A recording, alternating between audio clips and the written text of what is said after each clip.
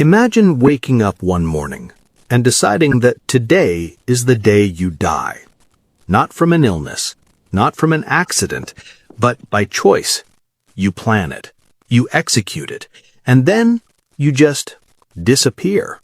And for years, nobody comes looking, because as far as the world is concerned, you're already dead. There is something deeply unsettling about a man who chooses to erase himself, not just from a job, not just from a city, from existence itself.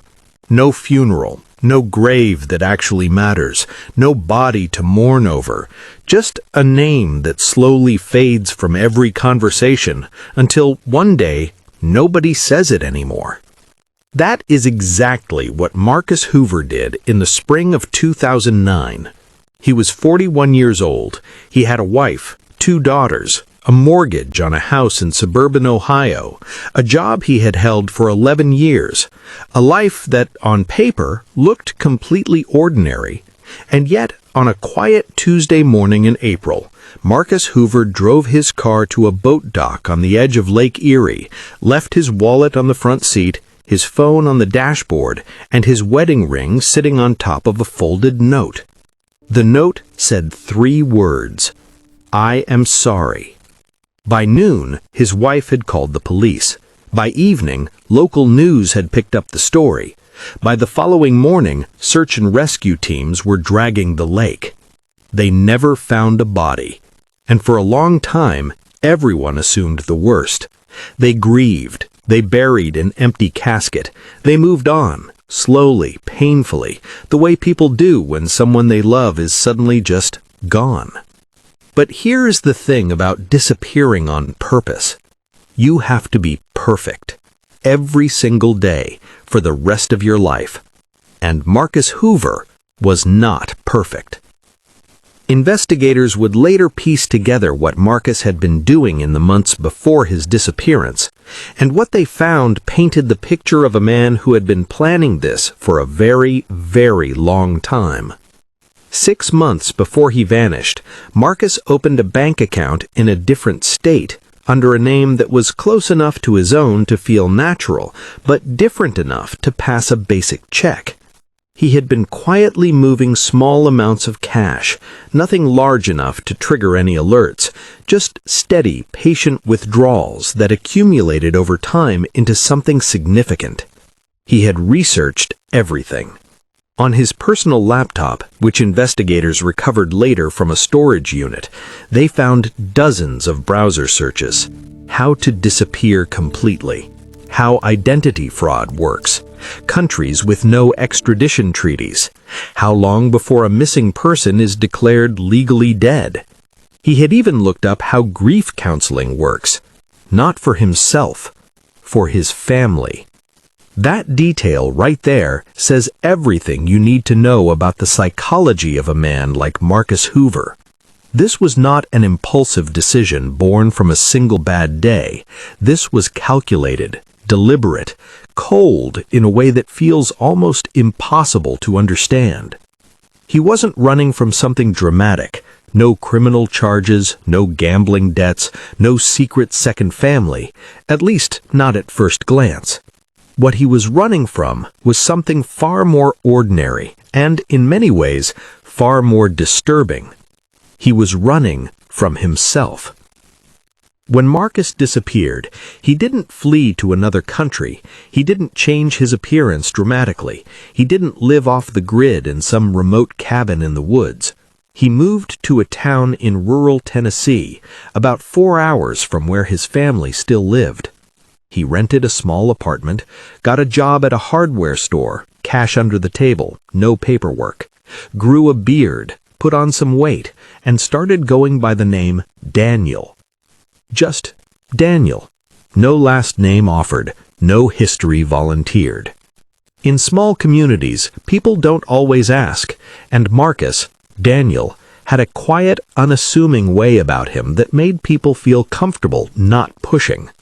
He kept to himself mostly, ate at the same diner every Sunday morning, adopted a dog he named Scout, bought a second-hand guitar, and learned to play it badly in his apartment on Thursday nights. By all appearances, he was just a quiet, unremarkable man living a quiet, unremarkable life. And there were moments, people who knew him later said this, where he seemed genuinely at peace, which is perhaps the most haunting part of this entire story. Because back in Ohio, his daughters were growing up without a father. His wife had spent 2 years fighting insurance companies over his death benefits. His mother had developed anxiety so severe she rarely left her house anymore. The people who loved Marcus Hoover were quietly falling apart, and Marcus Hoover was learning to play guitar. For 6 years, nothing happened. 6 years of silence. 6 years of a ghost living 30 minutes outside of Nashville, working at a hardware store, walking his dog in the evenings, becoming, in some strange, twisted way, a member of a community that had no idea who he really was. He made a friend, a man named Ray who worked the same shift at the hardware store and shared his taste for bad country music and strong coffee. Ray would later say that Daniel, Marcus, was one of the most genuine people he had ever met. Loyal, thoughtful, the kind of person who showed up when you needed help without being asked. The irony of that statement is almost too painful to sit with. But here is the thing about living a lie for long enough. It starts to feel like the truth. And when something feels like the truth, you get comfortable. And when you get comfortable, you make mistakes. It was small, almost laughably small. In 2015, a local church in the town where Marcus lived organized a fundraiser, a charity auction. Nothing unusual, the kind of thing small communities do on a Saturday afternoon. Marcus, Daniel, attended. He bid on a few items, laughed with neighbors, had a good time. And at some point during the afternoon, someone took a photograph. Just a casual snapshot, a group of people smiling at a table. Someone posted it to a small community Facebook page that maybe 200 people followed. That should have been the end of it. Except, Marcus had a niece back in Ohio, a young woman named Claire who had been 14 years old when her uncle disappeared and was now 20 years old and very much alive on the internet. Claire had never stopped looking for her uncle, not in any formal way. She wasn't hiring investigators or contacting the FBI, but she had never let go of the quiet, aching hope that maybe, something didn't add up about the way he vanished. On a completely unrelated evening, Claire was scrolling through a community interest group she had joined years ago, one of those Facebook groups dedicated to sharing stories of people who had faked their deaths. She had joined it as a teenager, still processing her grief, looking for something she couldn't name. A member of the group had shared the Tennessee church fundraiser photo as part of a discussion thread, something about recognizing faces in unlikely places. Claire almost scrolled past it. Almost. But something made her stop. She zoomed in. The beard was different. The face was fuller. The hairline had receded. But the eyes. She said later that it was the eyes that stopped her breathing. She knew those eyes. She had seen them in photographs her entire childhood, at birthday parties and Christmas mornings and lazy summer barbecues. She stared at that photo for 23 minutes before she called her mother. What happened next moved both slowly and suddenly, the way things do when a truth that has been buried for years finally breaks the surface. Claire's mother, Marcus's sister-in-law, initially didn't believe her, refused to, actually.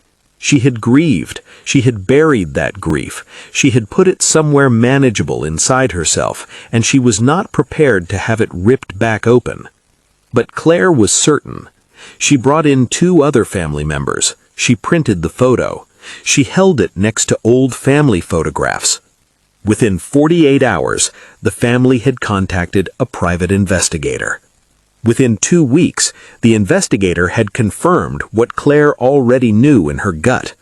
Daniel, the quiet hardware store worker in rural Tennessee, was Marcus Hoover, the man who had been legally declared dead, whose wife had eventually remarried, whose daughters had grown up believing their father had chosen death rather than stay in it with them. He was alive. He had always been alive. And he was 30 minutes outside of Nashville, walking his dog on Tuesday evenings, like nothing had ever happened. When law enforcement arrived at his apartment, Marcus answered the door in a gray t-shirt and sweatpants. He didn't run. He didn't deny it. He didn't say a single word for almost a full minute. He just stood there in the doorway, looking at the officers, and something in his face shifted into an expression that people in the room struggled to describe afterwards. It wasn't quite